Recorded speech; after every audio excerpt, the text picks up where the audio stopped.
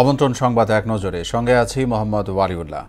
অন্তর্বর্তী সরকার একটি অবাধ, সুষ্ঠু ও বিশ্বাসযোগ্য সাধারণ নির্বাচনের প্রস্তুতি নিচ্ছে বলে জানিয়েছেন প্রধান উপদেষ্টা অধ্যাপক মোহাম্মদ ইউনূস। বৃহস্পতিবার জাপানে আয়োজিত নিকেই ফোরামে দেয়া বক্তব্যে তিনি এ কথা জানান।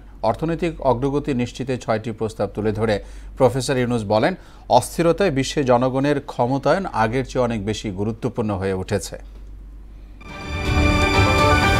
সরকারি চাকরি আইন সংশোধন অধ্যাদেশ 2025 বাতিলের দাবিতে 1 ঘণ্টা কর্মবিরতি পালন করেছেন সচিবালয়ের কর্মকর্তা কর্মচারীরা। সকাল 10টা থেকে 11টা পর্যন্ত এই প্রতিবাদ কর্মসূচি পালন করেন তারা। সে সময় দাপ্তরিক কাজ রেখে সচিবালয়ের কেন্দ্রীয় লাইব্রেরিতে জমায়েত হন বিভিন্ন মন্ত্রণালয় ও বিভাগের কর্মকর্তা কর্মচারীরা।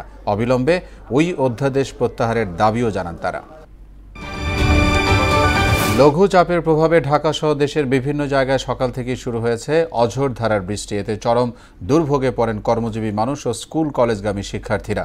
চট্টগ্রাম, কক্সবাজার, মোংলা ও পায়রা সমুদ্র বন্দরকে 3 নম্বর সতর্ক সংকেত দেখাতে বলা হয়েছে। একই সঙ্গে উত্তর বঙ্গোপসাগরে অবস্থানরত সকল মাছ ধরার নৌকা ও ট্রলারকে দ্রুত নিরাপদে আশ্রয়ে যাওয়ার নির্দেশ দিয়েছে আবহাওয়া দপ্তর। এদিকে এই লঘু চাপের প্রভাবে হাতিয়ার সাথে সারা দেশে নৌযোগাযোগ বিচ্ছিন্ন হয়ে গেছে। ঝড়ো বাতাস ও সাগর উত্তাল থাকায় অতিরিক্ত জোয়ারের পানিতে তলিয়ে গেছে নিঝুম দ্বীপ, ঢালচর, ঘাসিয়ার চর সহ বিভিন্ন চরের সড়ক ও ঘরবাড়ি। পানির সাথে জনমনে বাড়ছে আতঙ্ক। এদিকে ভোলায় ঘূর্ণিঝড়ের প্রভাবে ভারী বৃষ্টিতে বেড়ে গেছে নদ নদীর পানি। দিনাজপুরের বিরলে এনায়েতপুর সীমান্ত দিয়ে 13 জনকে পুশিন করেছে বিএসএফ। এদের মধ্যে 11 জন নারী ও 2 জন পুরুষ। পরে তাদেরকে আটক করা হয়। আজ ভোরে ভারতের কুশমন্ডি থানার গোবরাবিল গেট দিয়ে বিএসএফ বাংলাদেশে পুশিন করে। বিষয়টি নিশ্চিত করেছেন এনায়েতপুর কোম্পানি কমান্ডার ঠান্ডু মিয়া।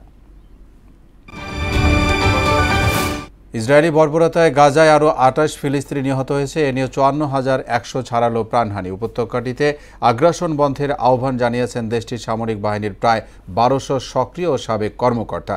এদিকে বিভিন্ন দেশ থেকে আমদানি পণ্যের উপর যুক্তরাষ্ট্রের আরোপিত শুল্ক স্থগিত করেছেন মার্কিন আদালত।